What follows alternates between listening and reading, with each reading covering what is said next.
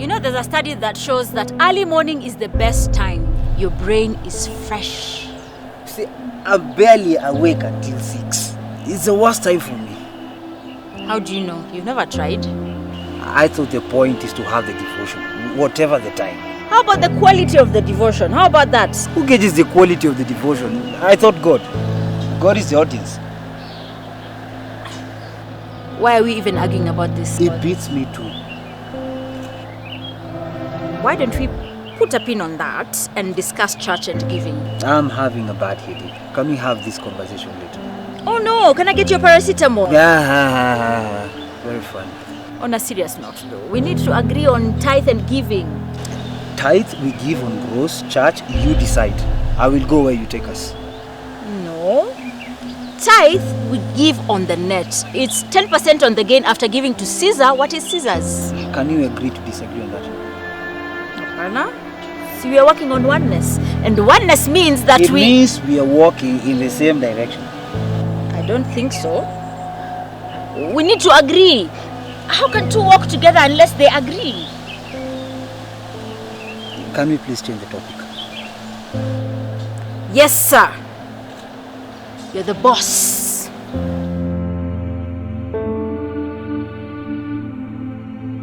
Hi and welcome to this week's edition of Hashtag for Better for Worse. And on this edition, we are looking at oneness in marriage. What does that even mean? How do we arrive to that, if there is anything like that? Lexie has one notion of what oneness means, and William is like, this is how I think it means. It's a difficult thing to sort of pin down as to what oneness really means, because what people see out there may not be necessarily what translates on the inside. For example, some people have said oneness in finances is having a joint bank account. No, not really. For me, my understanding of oneness is that oneness is a revelation that couples get as to what the marriage institution was meant to be. What does that mean? It means that when the Bible talks about the husband leaving or the man leaving his mother and father and cleaving with the wife and being one, basically it means that you stop doing some things that you used to do. Okay, you start doing other things, and that becomes then your signature as a couple. You get? It also means a recognition that that when people see you, you reflect a certain image. You reflect the image and likeness of God. Now, for me, I think that's the ultimate meaning of oneness. That when people see you as a couple, they see the attributes, especially of Christ, and the relationship that he had with the church. Now, that is complex to unpack, because how will the public see that? How will people outside your marriage see that? I think there are many ways of actually reflecting that. But for me, I think that's the ultimate expression of what really oneness is all. Yeah. I think for me, oneness is more an attitude and a mental state of mind where I'm open to accepting him in my space and him accepting me in his space, where we think about, where we come to an understanding about certain things that matter to us. I'll give an example. In parenting, for me, oneness in parenting is where we have both agreed, how do we like to parent our children? How do we like to punish our 13-year-old? Is it this way or that way, or have we disagreed on that? Those are the areas where I find when you think about certain issues in a certain way together, that for me defines oneness. It doesn't always have to be that we will agree on those things, but we will both know we want to buy a house in Nairobi. Where might be the conflict?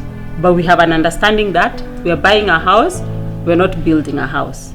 Unlike where he's stuck on, we must build our home, and we must buy a house. I think that then is conflict. But where we both come to an understanding of what are your reasons for wanting to buy a house? What are my reasons for wanting to build? Then we thrash it out where we get to the point of, okay, the agreement is we're buying a home. Where do we, under what circumstances, do we then maintain our individuality in this context? Like, this is me, this is Makori, these are my persuasions, these are my convictions, and at what point do they play out in this journey of oneness? For example, how we both take care of our bodies in the context of exercise. I prefer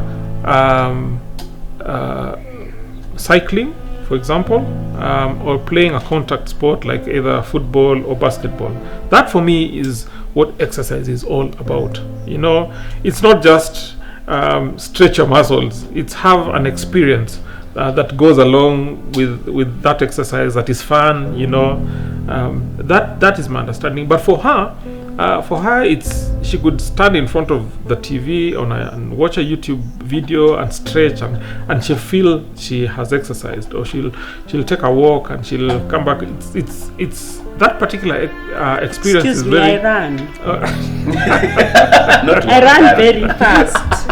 Yeah, and so sometimes I sense that for her is a very personal experience. You know, it's not necessarily something that you always do it with other people. She can do it on her own. Yet for me, I like doing it with other people. Yeah. We may do it in different ways. Okay.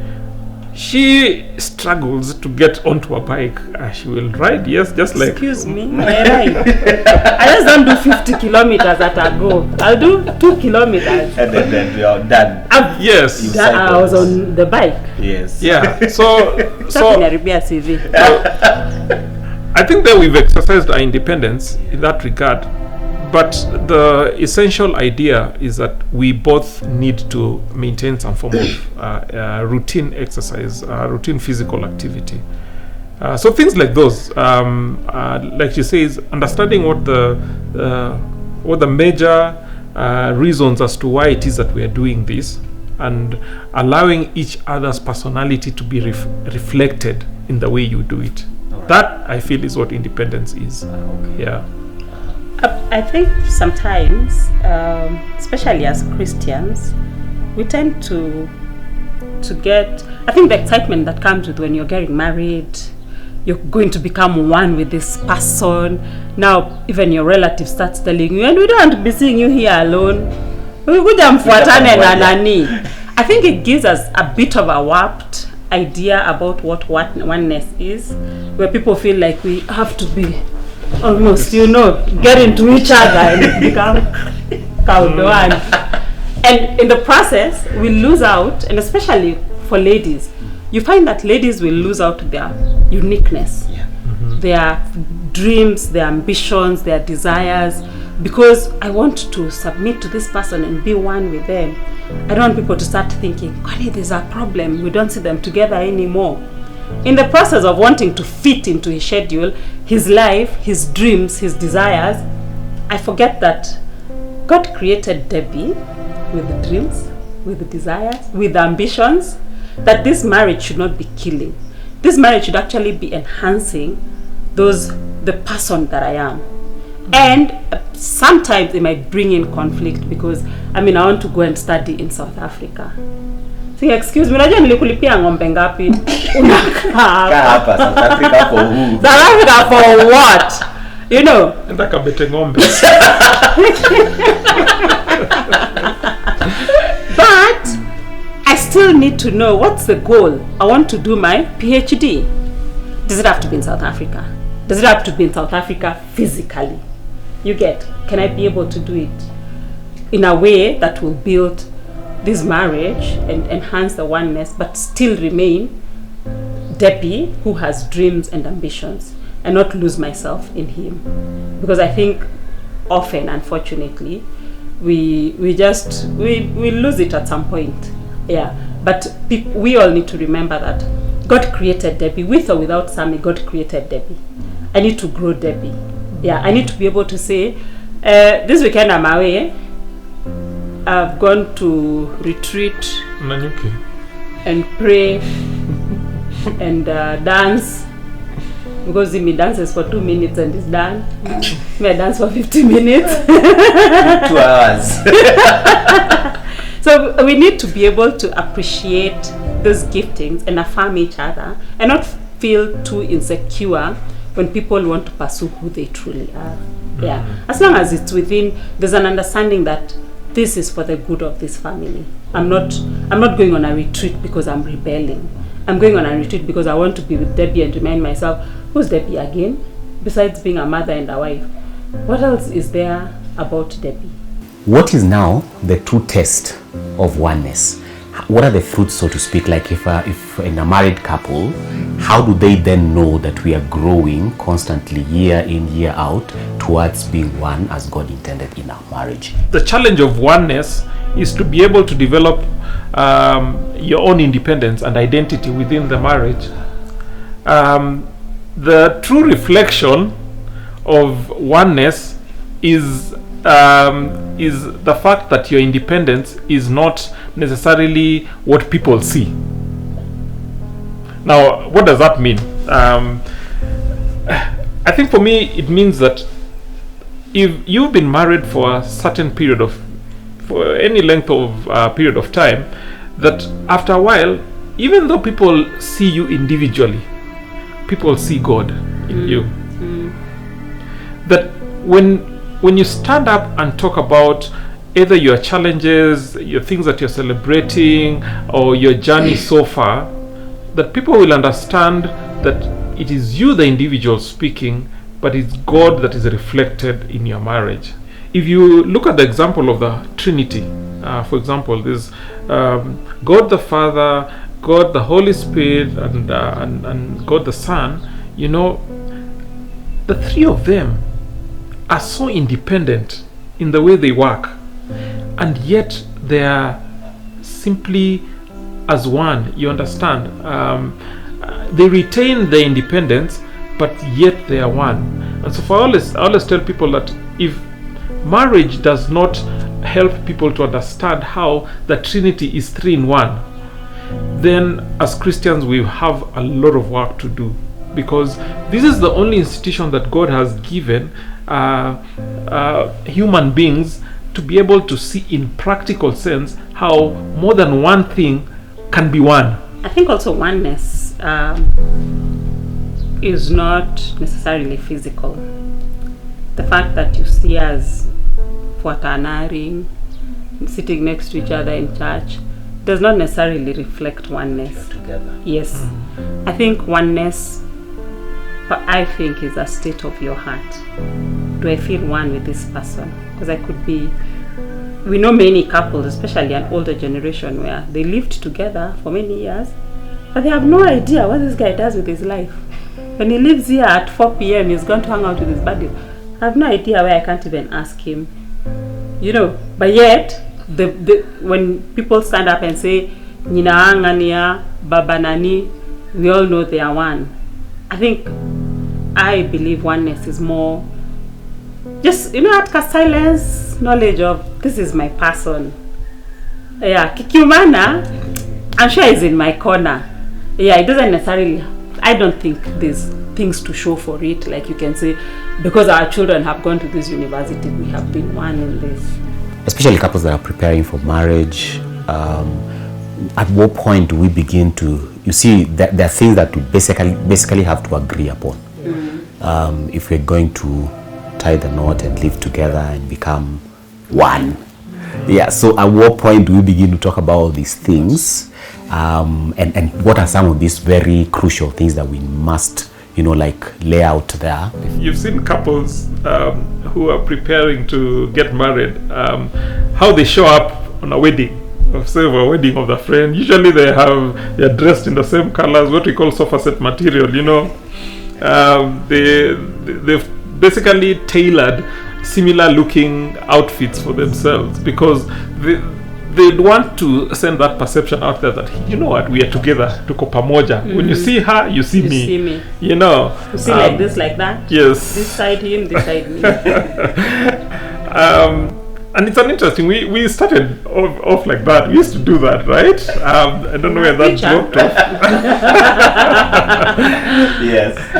But I struggle with people who are in a relationship that is not God-centered, because this is one of the things that then becomes very difficult if your relationship is not God-centered, because God is then the focal point of your oneness, of your conversation about how you even start to discuss where you'll go to church, how many children that you will have, what kind of a wedding you'll then have, and all. And so for me, it's having that common understanding. The Bible says it very clearly that how can two walk together unless they agree? What is it that they are agreeing on? I think if they are agreeing on that God is the focal point of their marriage, I think for me that's the first and most important place then to start. And so then the next question then becomes, how do we ensure that we are living to our marriage, our relationship is living to his purpose? Yeah, then everything sort of falls in place. When we were newly married, there's a gentleman who came to a couples fellowship, and he talked about being naked and unashamed. And when the topic was sold, we all thought, ooh, juicy, we are coming to here. But when the thing finally happened, his topic was naked and unashamed, but it had nothing to do with sex. It was naked and unashamed in all aspects of your life. Am I willing to be naked financially, in my communication, in my dreams, in my fears? Am I willing to draw him in to those areas that generally we guard and we protect and we don't want people to know about? I think that is the first step towards oneness, where you have to choose to be naked and unashamed with this person who you're hoping to spend the rest of your life with, knowing that he's the one person who has said, you I like, and you I want to spend the rest of my life with. So you just anika all of it there, then you see whether he'll run. And I will say, I look good, but it's okay. We shall deal with this. Yeah, because the danger of not being open, of course being open also wisely, because there are things that you might just give someone a heart attack. But being open with wisdom, the danger of not doing that is that at some point in your marriage, when now you feel comfortable enough to be open, that person will be thinking, how come you didn't tell me this? We've been married 4 years, and you didn't tell me you own 100 acres in Kiabu. How now? So that brings in mistrust, and then you start wondering, so what else haven't you told me? Yeah. What else do I need to know? Not own, or what else do you owe other people? Or owe. Oh, yeah. Yeah, so it's, I think, as you're planning for marriage, you need to find time. Sometimes if you have a mentor couple, it would be a best place to begin. So they tell you, umesema sana, sasa si ukate, or where they'll be able to encourage you and say, what else is there to share?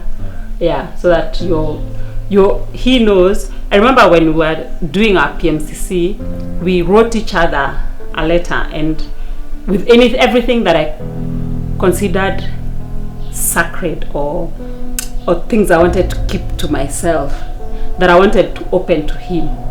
And we gave each other as a letter, nikampatia yake akanipatia yangu, and it was just for, if he didn't show up, it's okay. At least he knows. Sometimes it becomes a challenge. Right then, when you're sharing, probably it might not be an issue because you're temporarily insane. Yes, in love. And exactly. Yes. So at that point, it's not necessarily an issue. Then you get married and reality dawns. Yeah. And you're like, oh my God, what has happened here?